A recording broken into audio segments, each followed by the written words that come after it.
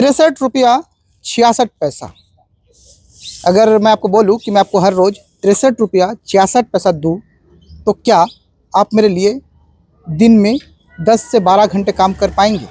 तो शायद आपका जवाब ना होगा और हर किसी का जवाब ना होगा, क्योंकि इतने कम मानदेय में शायद ही कोई 8 से 9 घंटा ड्यूटी कर ले और इस अपना जीवन यापन इस छोटे से अमाउंट में वो कर पाए। ये असंभव सा है। और लगभग अगर सभी नौकरियों की बात करें तो उनकी तनख्वाह काफ़ी ज़्यादा है। पर आज मैं एक ऐसे समूह से आप लोग को मिलाऊंगा, ऐसे महिलाओं से आप लोगों से मिलाऊंगा जो इस छोटे से मानदेय में अपना काम जो है वो पूरी ईमानदारी से कर रहे हैं, सरकार की योजनाओं को जन जन तक पहुंचा रहे हैं, सेवाएं दे रहे हैं और उसके बदले में सरकार उनको रोज़ाना सिर्फ ₹63.66 का मानदेय प्रदान कर रही है, यानी महीने का लगभग ₹1910। वो भी हर महीने मिल जाता तो काफ़ी अच्छा होता, पर वो भी इनको नसीब नहीं होता। आज अगर मैं सरसों तेल की बात करूं तो लगभग 200 से ₹210 प्रति लीटर है। महंगाई आसमान छू रही है। पेट्रोल की बात करूं तो लगभग ₹101 से लेकर ₹108 तक पेट्रोल की कीमतें हैं। अगर मैं रिचार्ज की बात करूं तो ₹299 अब जो है वो महीने का 28 दिन का रिचार्ज होता है।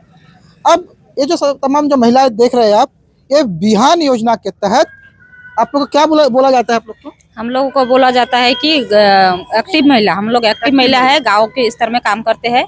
सक्रिय महिला जो है, हम लोग गांव में ही काम करते हैं, अपने ही गांव। सरकार से इनको नाम दे दिया गया है बिहान समूह के सक्रिय महिला। ये आपको सरकार से नाम मिला? एक्टिव महिला, एक्टिव है, हम हर काम में एक्टिव है। सरकार ने नाम दे दिया एक्टिव महिला। ये अपना काम भी बखूबी कर रही है, एक्टिव तरीके से कर रही है, सक्रिय होकर कर रही है। और मैं आपको बता दूं कि जब कोरोना टाइम था तब इन्होंने मास्क बनाकर भी लोगों को फ्री में बांटा था। अब जो है वो हड़ताल पर है। हड़ताल की नौबत आखिर क्यों आई, अभी मैं आपको बताऊंगा। और सबसे जो बड़ी बात है कि इनकी नियमितीकरण अब तक नहीं हुई है और ना ही इनको अब वो मानदेय मिल पाया है जो इनके सम्मानित हो, जिनसे इनका सम्मान हो। इतना मानदेय भी इनके नसीब में अब तक नहीं आ पाया है। नमस्कार, मैं राजेश हलदार और आप छत्तीसगढ़ बायोस्कोप देख रहे हैं और आज हम ऐसे ही महिलाओं से बात करेंगे। सबसे पहले मैं जानना चाहूँगा कि आप लोग को महीने में कितना रुपया मानदेय दिया जाता है? 1910 रुपया दिया जाता है। बस इतना? और इसमें आप लोग को क्या क्या करना पड़ता है? इसमें हम लोगों को गांव में जितने समूह रहते हैं, 5 से 10, 15, 20 भी समूह है। एक एक समूह में 10-10 दीदी है। तो दीदी लोगों को गरीबी में उनको साथ देना, उनको बचत करना, उनको बैंक का लोन प्रोवाइड करना, बहुत सारा काम है जो हम लोग करते हैं। उसके साथ साथ जैसे आवास का निरीक्षण भी हम लोग ही करते हैं और उसके साथ साथ जैसे बहुत सारे चीज़ें हैं जिनको शासन प्रशासन द्वारा रहता है। हम मोबाइल में भी बहुत सारा काम करते हैं, BPRP का, लोकोस का काम करते हैं, लखपति दीदी का काम करते हैं, जो डेटाबेस हर महीना उसमें डालना पड़ता है कि एक एक दीदी कितना रुपया कमाती है, कितना उनका खर्चा आता है। बहुत सारी चीज़ें करते हैं जिसमें सिर्फ हम लोगों को महीने में 1910 रुपये मिलता है, जो हमारे कोई काम का नहीं आता है। अब सोचिए, सरकार इनसे पूरे डेटा कलेक्ट कर रही है। कहाँ का डेटा?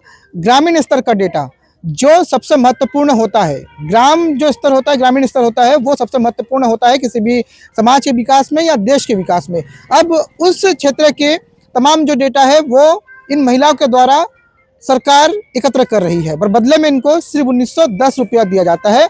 उसके बाद भी इनको तमाम तरीके के जो काम है, जो पंचायत का होना चाहिए था, जिसके लिए अलग विभाग होना चाहिए था, पर उन सभी कामों को इनके द्वारा करवाया जाता है। यहाँ तक कि जब सचिव हड़ताल में होते हैं तो कई सारे काम जो है वो इनको करते हैं, चाहे वो पोलियो के टाइम पे हो, चाहे वो आवास योजना में हो, हर जगह पे आंगनबाड़ी के जो निरीक्षण हो या फिर उनकी देखभाल हो, उनका काम भी ये करते हैं और यहाँ से डाटा बनाकर सरकार को देते हैं।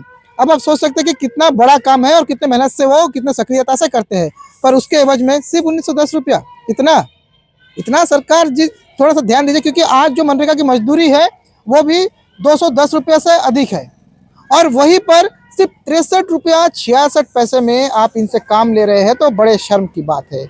और इन महिलाओं से आप लगातार आज कितना साल से काम कर रहे हैं आप लोग? मैं तो हमारे यहाँ 9 साल से है। 9 साल एक बहुत लंबा समय होता है, 9 साल। और 9 साल में महंगाई तो ताबड़तोड़ बढ़ी है पर इनका वेतन नहीं बढ़ा है। 1910 रुपये में आज भी वो काम कर रहे हैं। चलिए इनके मांगों को देखते हैं। चलिए इनके मांग जो है मैं आप सबको पहले दिखाऊंगा कि इनकी क्या क्या मांगे हैं। इन्होंने बैनर लगाया हुआ है तो मैंने देखा, तो शासन से इन्होंने जवाब मांगा है। क्या जवाब मांगा है कि 1910 रुपये प्रति माह में कैसे गुजारा करें। वाकई सही बात है, कैसे गुजारा करें। अगर किसी मंत्री को मैं 1910 रुपये दे दूं तो शायद उनके पानी का खर्च भी इससे ज़्यादा है, जो वो पानी पीते होंगे उस पानी का खर्च भी प्रतिदिन 1910 रुपये से ज़्यादा होगा। एक एक मंत्री के पीछे में अगर मैं सिर्फ पानी की खर्च करूँ, जो पानी कितना पीते होंगे, तो उस पानी का भी खर्च शायद 1910 रुपये से ज़्यादा होगा, और इनके पूरे महीने में सिर्फ इनको 1910 रुपया दिया जाता है। चलिए, प्रश्न ये हो गया, यहाँ भी हर महीने क्यों नहीं मिलता, वो भी इनको जो है हर महीने ये रकम नहीं मिलता, इनका भुगतान नहीं किया जाता। इतने कम मानदेय में एंड्रॉयड मोबाइल से काम कैसे करें।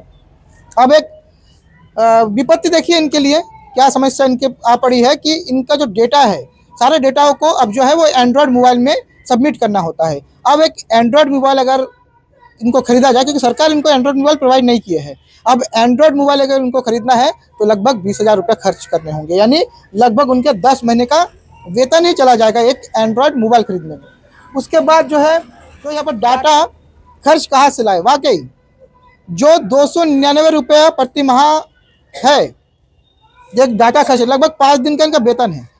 जो 5 दिन के वेतन से वो डाटा डलवाए, उसके बाद मोबाइल भी खुद ही खरीदे, डाटा भी खुद ही खर्च करवाए, उसके बाद पूरा डेटा जो है वो सरकार को प्रोवाइड करे, और यात्रा और गाड़ी पेट्रोल का पैसा कहाँ से लाए। अब इनको जो काम करने के लिए दूर दूर तक जाना पड़ता है, दूर दूर तक जब जाएंगे तो निस्संदेह रूप से पेट्रोल खर्च आएगा। अब जब पेट्रोल खर्च आएगा तो वो कहाँ से लाएंगे। अब इतने से कम रुपए में, यानी 1910 रुपये में एक गाड़ी का पेट्रोल भी भरे, ये आपका डेटा भी भरे और नया मोबाइल भी खरीदे। देखिए, अगर कोई बड़ा संगठन है, अगर मैं बड़े बड़े संगठनों की बात करूं, बड़े बड़े कर्मचारी संगठनों की बात करूं, तो उनकी बात पहुंच जाती है सरकार तक। पर ऐसे कर्मचारियों की जो अपना सेवा दे रहे हैं ग्रामीण क्षेत्र में, जो निरंतर एक्टिव होकर सरकार तक तमाम डेटा पहुंचा रहे हैं, साथ ही गांव की गरीब महिलाओं को अपना जीवन स्तर ऊंचा बनाने के लिए उनकी मदद कर रहे हैं, उनके लिए 1910 रुपया। चलिए, अब एक मंत्री जी बोलूँ या फिर यहाँ के जनप्रतिनिधि बोलूँ या प्रशासनिक अधिकारी बोलूँ, मैं 1910 रुपये उनको दूंगा महीने में, वो अपने घर का खर्च चला के दिखाए। चलिए, इससे ज़्यादा भी 2 गुना भी करके दूँ, 3 गुना भी करके दूँ, तो शायद वो अपने घर का खर्च नहीं चला पाए। तेल की कीमत तो सबके लिए एक है, ऐसा नहीं कि तेल की कीमत इनके लिए अलग है तो मंत्री महोदय के लिए अलग है या प्रशासनिक अधिकारी के लिए अलग है।